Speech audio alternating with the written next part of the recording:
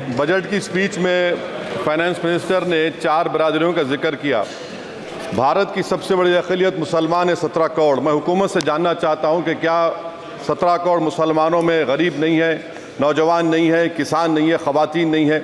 वतन अजीज़ में सबसे गरीब मुसलमान है, सबसे ज़्यादा नाखवानगी मुस्लिम ख़वातीन में। AIDS और PLFS का डेटा ये बताता है कि मुसलमानों में सबसे कम असासे हैं और कंजम्पशन लेवल दूसरे मजहबी ग्रुपों के बनिस्बत सबसे कम है। तालीमी इदारों में मैडम 15 और 24 साल की उम्र में भर्ती एनरोलमेंट में मुसलमानों की सिर्फ 29%, शेड्यूल कास्ट की 44%, हिंदू OBC के 51% और हिंदू अपर कास्ट की 59% है। हायर एजुकेशन मुसलमानों का एनरोलमेंट सिर्फ 5% है। PLFS का 2018-19 का डेटा विज एम्प्लॉयज़ बताता है कि मुसलमान 22% थे, 2022-23 में 15% हो चुका है। सेल्फ एम्प्लॉयमेंट में मुसलमान हिंदू सिख से ज़्यादा 58.4% है। रेगुलर वेज एम्प्लॉयमेंट में सबसे कम मुसलमान है 15% और कैजुअल लेबर में सबसे ज़्यादा मुसलमान 26% है। तो मुसलमानों का शेयर रेगुलर एम्प्लॉयमेंट में लॉस हो रहा है एम्प्लॉयमेंट का।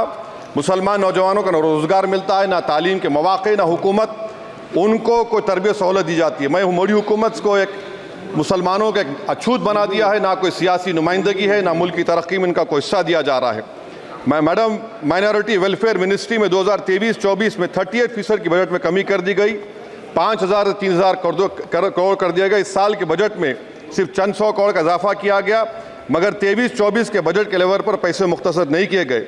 ये मोदी हुकूमत की बदनीयती और झूठा कमिटमेंट है, झूठा कमिटमेंट अक़लियतों के ताल्लुक से। तालीम के उस अक़लियती स्कॉलरशिप मैडम अक़लियतों के गरीब तलबा और तालिबात को जियाती रकम में कमी कर दी गई।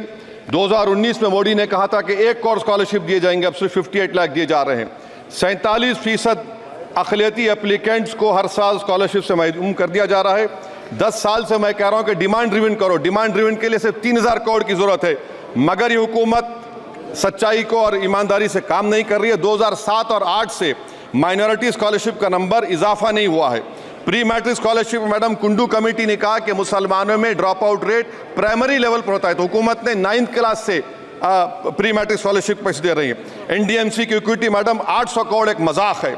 PMGAV के में 910 करोड़ दिए गए। सारी दुनिया जानती है कि जहां मुसलमान बसता है गांव में, शहर में, वो अंडर डेवलप एरिया है और आप मजाक करें ऊँट के मुंह में जीरा देकर। हज में 97 करोड़। हज कमेटी एक रुश्वत का मरकज बन चुका है। प्राइवेट टूर ऑपरेटर्स के एक लाइसेंस के लिए पैसे देना पड़ता है, बिल्डिंग सिलेक्शन के लिए पैसे देना पड़ता है, मीना मुजदलफा में कंपनी के सिलेक्शन के लिए पैसे देना पड़ता है। मैं हुकूमत से मुतालबा करता हूं कि ख़त्म किया जाए और CBI से इंक्वायरी करवाई जाए। मोदी हुकूमत को अक़लियतों बिल्कुल मुसलमानों से नफरत को ख़त्म करना पड़ेगा। मुसलमानों को उनका दस्तूरी हक मिलना चाहिए। आप कैसे विकसित भारत बनाएंगे अगर 17 करोड़ मुसलमान नफरत करेंगे? मैडम पूरी स्पीच में फाइनेंस मिनिस्टर के बच्चों का जिक्र नहीं है। आज हमारे देश में 66 लाख बच्चे रोज भूखे सोते हैं। 46 मिलियन बच्चे स्टंटेड हैं मेल न्यूट्रिशन की वजह से। 25 मिलियन बच्चे वेस्टेड हैं। मासूम बच्चों की यह बदकिस्मती और बदबख्ती है कि एक शख्स चाय बेचकर वजीर आजम बन गया। LTC long term capital gain tax madam was decreased from 20 to 12.5%. However, the indexation benefit has been removed and won't apply to any property purchased after 2001. This will be detrimental to the growth of real estate, limit household capital formation and impact employment generation in construction sector. This change in LTCG is a quasi-wealth tax on household, particularly the middle class. Internship programme madam 5 साल में आप 1 करोड़ लोगों को intern कराएंगे, यानी एक company को 4,000 लोगों को ट्रेन करना पड़ेगा। मुझे बताइए क्या ये बड़ी कंपनी का माने क्या है? It is unachievable. Will it be based on market cap, revenue, employ size? Maybe prime minister Modi is saying to Agniveer to do internship after 4 years of service in armed forces. Madam, 21 billion people have given up all hope and stopped looking for jobs. This brings down to 9% eligible population that is either employed or they are looking for jobs. Maybe finance minister can introduce a Berozgar tax and tax unemployed as well. No significant increase for social welfare, healthcare. It looks like Prime Minister Modi is saying देश की middle class की संपत्ति पर पहला हक हमारे alliance का है. In real terms, when adjusted to inflation, the allocation of health ABPMJ has declined. Modi is saying he said heal in India during G20. The reality is India is hurting. Madam, this government wants to increase FDI from China. Is the Prime Minister not concerned that our armed forces cannot patrol 26 patrolling point out of 65 in Ladakh? Maybe the Prime Minister wants the Chinese monopoly Indian markets. Import from China have crossed 101 billion 2024. Prime Minister Modi says Khelo India, but in reality the budget has shown that Modi government policy is Jhelo India. गरीब, middle class, farming, city developers, men and women सब मोदी को झेल रहे हैं. Madam, in the current financial year, in February 5th, 15,993 MSMEs have been closed. Total MSCs closed have 35,680. Andhra Pradesh bifurcation.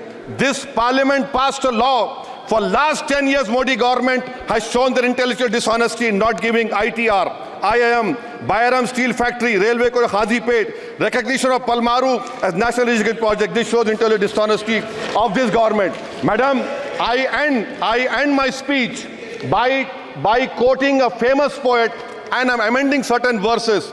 133 crore इंसानों, जिंदगी से बेगानों, सिर्फ हुक्मरानों ने हक तुम्हारा छीना है.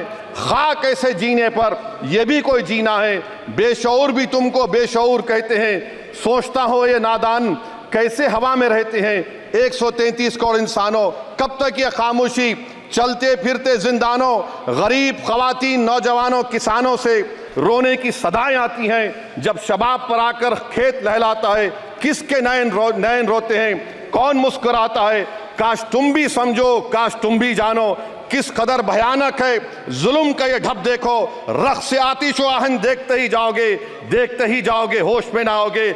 और अनएम्प्लॉयमेंट पर अभी बोला गया नौकरियां दे रहे हैं, तो शायर ने इनके बारे में अच्छा कहा कि फूल शाखों पर खिलने लगे तुम कहो, जाम जिंदों को मिलने लगे तुम कहो, चाक सीनों के सिलने लगे तुम कहो. इस खुली झूठ को, जहन की लूट को मैं नहीं मानता, मैं नहीं जानता. शुक्रिया मैडम.